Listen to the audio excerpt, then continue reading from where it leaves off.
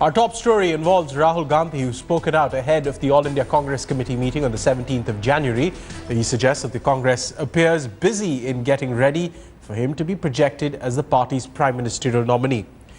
In a first, his reluctance towards accepting the top job seems to be fading. He says whatever responsibility is handed to him by the party now or in the future, he's willing to accept it and fulfill it to the best of his abilities. Now, interestingly, Rahul Gandhi also hinted at his disapproval for Narendra Modi when he said that rulers in India who are remembered for uniting people and others like Aurangzeb who were known for their cruel reign. He added that the Congress party has been working towards uniting people for the last 100 years.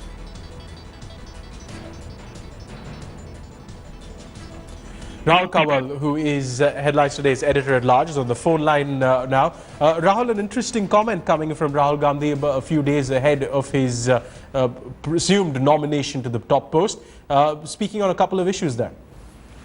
Yeah, I think the first thing that Rahul Gandhi does through this interview is send a very loud message to the electorate of India, to people in the Congress party across the country, that gone are the days of the reluctant Rahul.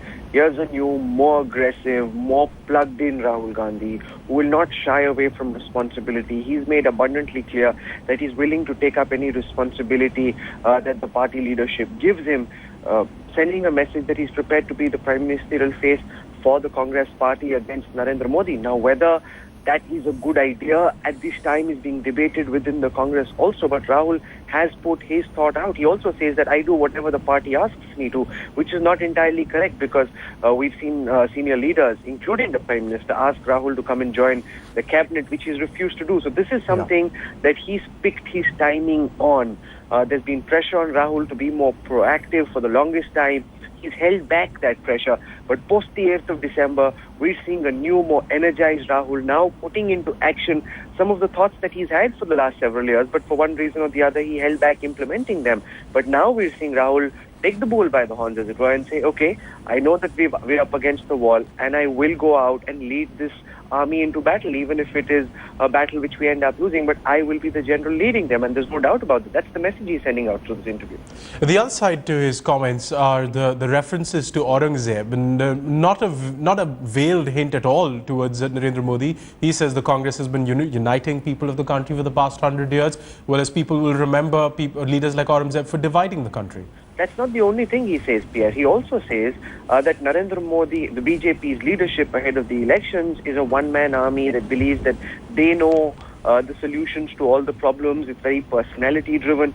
Rahul Gandhi taking direct pot shots. I mean, of course, he's comparing the Congress with Akbar and Ashoka, who played a role of unifying India, and Aurangzeb, who played a role of dividing the country. And he's obviously putting Modi in the Aurangzeb bracket. But that apart, he's taking on his opponents. He's taken on the Aam Aadmi Party, saying there are several things that the AAP is doing which he doesn't agree with. He's also hit out at Narendra Modi being too much of an I, me, myself leader, everything being revolved around his personalities. This is Rahul Gandhi, who's no longer going to shy away.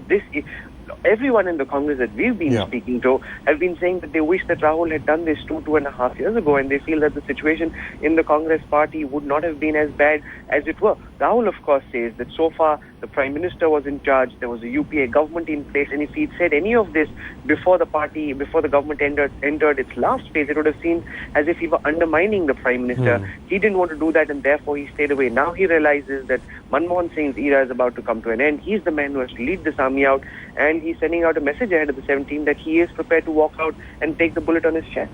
In some ways, Rahul, you can almost predict the BJP's response to today's, this morning's statement. They're almost likely to say things like, where was this Rahul 2 years ago? Why is he speaking out so late?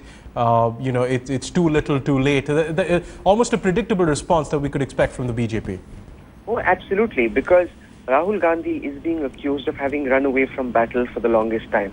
The more substantive issue that will be raised, Pierre, I want to go away from the rhetoric. The more substantive issue is, what has Rahul Gandhi done so far to deserve to be India's Prime Minister?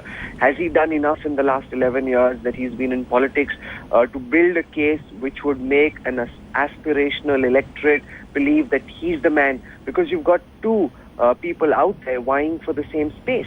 One of them is Narendra Modi, a 3-time successful chief minister, a capable administrator who for good or for bad has achieved certain things in Gujarat, which are now a template for people to decide whether they want to accept Modi or not. Yeah. Similarly, Kejriwal, in the manner that he's emerged, just as far as the thought is concerned, if not the number of votes, but just as far as the idea of Kejriwal is concerned, a street fighter from IIT Kharagpur entering politics, now posing a threat to the established order, that's another thought idea. Rahul Gandhi, in some senses, represents the worst of Indian politics and represents those notions of politics which he himself says he wants to change. A dynast, a man born into privilege, someone who has in several senses had it very easy in life so far. Yeah. Those are things Rahul says he wants to change, but he represents that old order, which now Modi and Kejriwal both threaten to want to change. Now, how does Rahul turn that liability into an asset? Does he have the wherewithal to be able to turn some of these disadvantages into advantages?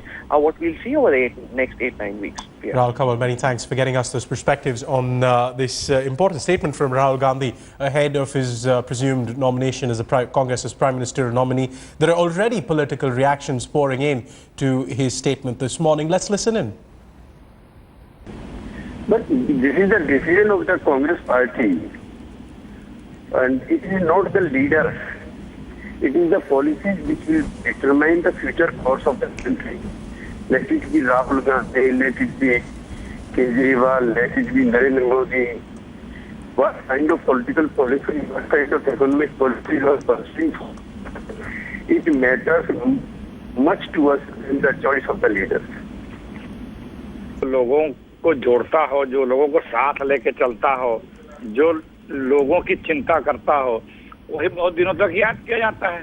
ये तो यथार्थ है। और जिस प्रकार से मोदी जी का व्यक्तित्व है, मोदी जी का जो एक परसेप्शन है, एक उनका आभा मंडल है और जो उनकी विचारधारा है, वो तो कहीं से नहीं लगती जुड़ने वाली है।